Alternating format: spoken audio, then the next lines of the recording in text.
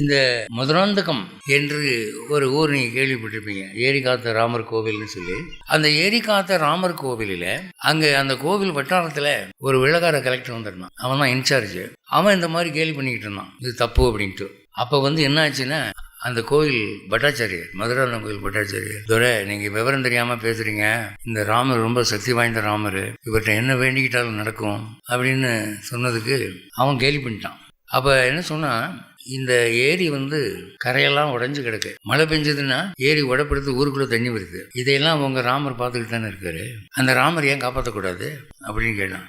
அப்போ பட்டர் என்ன சொன்னார், நாங்கள் யாரும் அதை கேட்கல, ராமா இந்த ஏரியை சரி பண்ணி கூட நாங்கள் கேட்கல, நாம் சரி பண்ணிக்கலாம், நாங்கள் இருக்கிறோம், நம்ம எல்லாம் விண்ணப்பம் பண்ணால் அதுவும் செய்வார், அவர் அதுக்குரிய பணத்தை கொடுப்பாரு, ஆளை கொடுப்பாரு, வேலை நடக்கும் அப்படின்னு. வாங்கடா பைத்தியக்காரங்கன்னு போயிட்டார். அப்போ இந்த பட்டர் மதுராந்தகம் ராமர் கோவில் சன்னதியில் போய் கீழே விழுந்து அழுது, சுவாமி இப்படி வெள்ளைக்காரனை ஆட்சி செய்ய நாங்கள் அடிபணிய ஒரு காலத்தை நீ கொடுத்தாய், இந்த ஆளுக்கு ஒரு நல்ல புத்தி வராப்பில் பண்ணா என்ன அப்படின்னு கேட்டுக்கிட்டார். அன்றைக்கி என்னாச்சு, ராத்திரி 10 மணிக்கு மழைன்னா லேசான மழை இல்லை, இந்த சுனாமியில் வந்துச்சு பாருங்க, அந்த மாதிரி மழை அடிக்குது. இவன் வெள்ளைக்கார துறைக்கு ஒரே சந்தோஷம், நல்லா பெய்யட்டும், ஊருக்குள்ளே தண்ணி இவங்கெல்லாம் மிதக்கட்டும், அப்போ தான் இவங்களுக்கு புத்தி வரும் அப்படின்னு நினச்சிக்கிட்டு இருந்தோம். மழை வலுக்க அந்த ஏரி எப்படி உடப்படுக்குது, ஊருக்குள்ளே தண்ணி எப்படி வருதுங்கிறத நம்ம போய் பார்த்து ரசிப்போம் அப்படின்னு கிளம்பி வந்துட்டான். கிளம்பி வந்தால் ஏரி உடப்படுக்கவும் இல்லை, தண்ணி ஊருக்குள்ளே வரவும் இல்லை. என்னது அப்படின்னு சொல்லி தீவெட்டி அதை ஏற்றி பார்த்தா 2 ஆம்பளைங்க நல்ல 6 அடி உயரம், கையில் வில்லு வச்சிருக்காங்க, அந்த ஏரி உடப்படுத்த இடத்துலலாம் மண்ணை வச்சு அடைக்கிறாங்க. அங்கங்க 2 பேரும் பார்த்தா ஒரே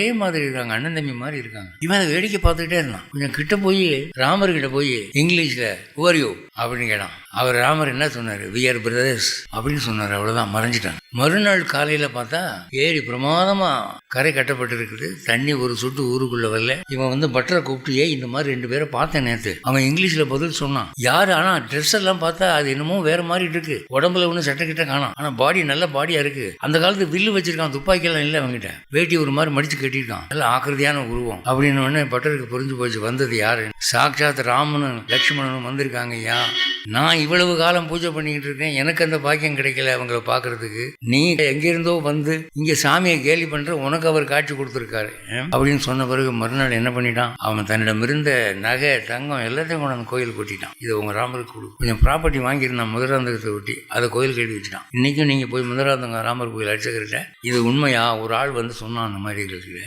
அப்படின்னு கேளுங்க. அந்த மதுராந்தகத்தில் இருக்கிற ராமர் தான் நிஜ ராமர்னு சொல்லுவாங்க. அந்த ராமர் 8 அடி உயரம், எங்கேயும் அவ்வளோ பெரிய ராமர் நீங்கள் பார்க்க முடியாது. அப்போது இந்த ராமர் கோயிலை பற்றி ஏரி காத்த ராமர்னு அவருக்கு பேருங்க. இன்னைக்கு வரைக்கும் ஏரி காத்த ராமர் கோயில் அப்படின்னு தான் பேர். ராமானுஜருக்கு சமாசனம் நடந்த இடம் அந்த கோவில் தான், மகிழமர்த்தடியில்.